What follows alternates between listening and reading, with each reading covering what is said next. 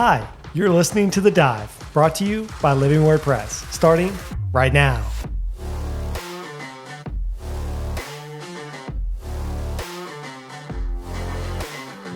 Hi, welcome back to The Dive Q&A. I'm back with Dr. Josh Waltman, Dr. Gary Yates. I'm your host, Brett Yates. The last episode, I kind of threw one at you guys off the cuff, so I'm sorry about that. But we're just going to go ahead and do it as an episode. So we were talking about the sinlessness of Jesus. So could Jesus have sinned? And if the answer is no, was he tempted in the same ways that we are?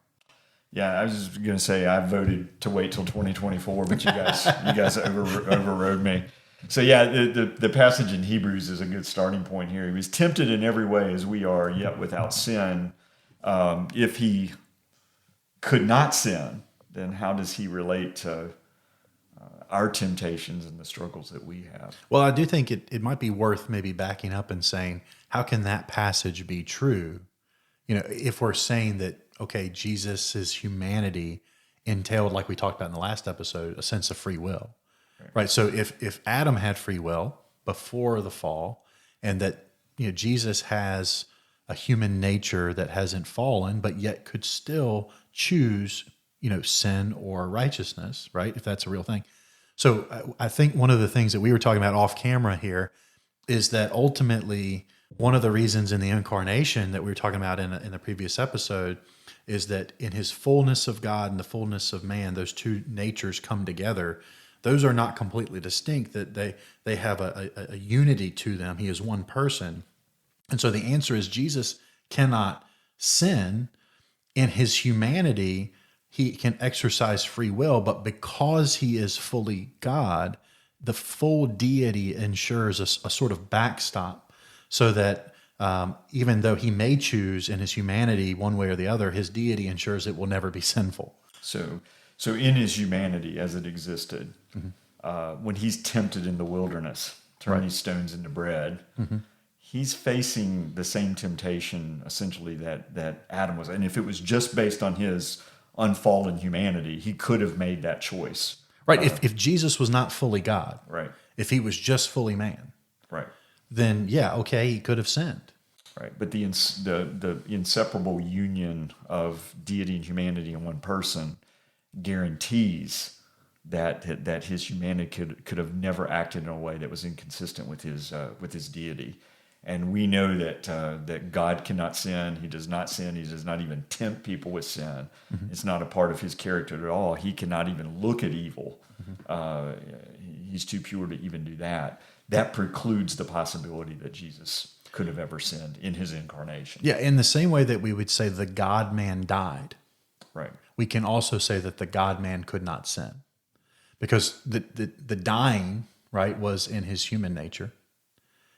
His divine nature did not die in the crucifixion, but yet we would still say Jesus died because what he accomplishes in one nature is accomplished in the other. And his deity was there and fully experienced what was happening as he experienced that as a person. And similarly, we would say the God-man can't sin. In his humanity, he hypothetically could, in humanity, but his deity ensures that he doesn't, and so therefore we would say Jesus can't sin.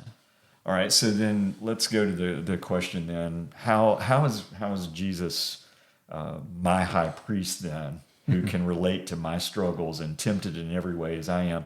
He had the backstop. We don't have that. So did he genuinely fully experience temptation in the way that we do?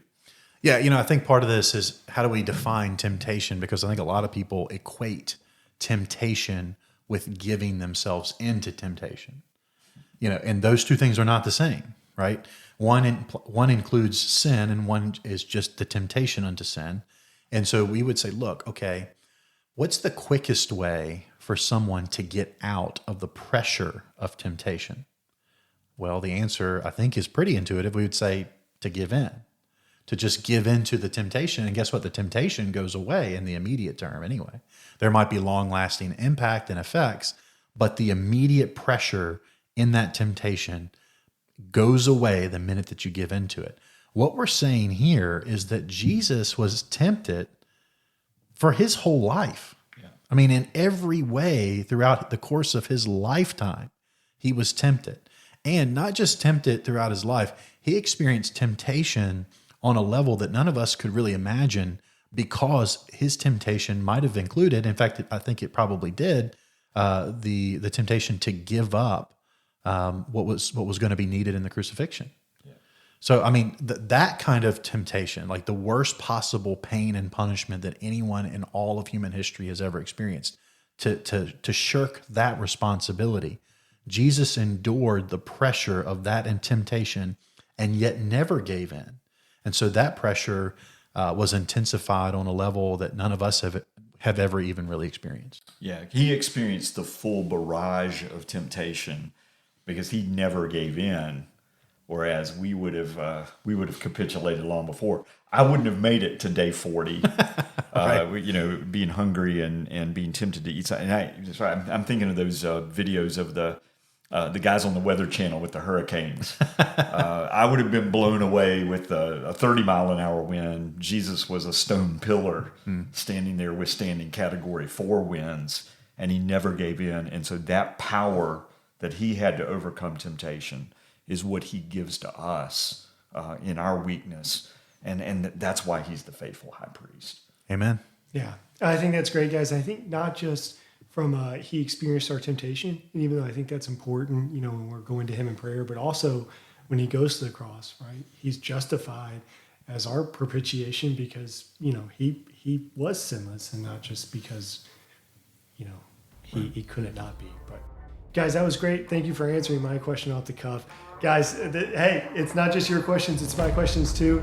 Next week, it'll probably be one of yours though. So come back and we'll dive in with you. Guys, thank you for joining us.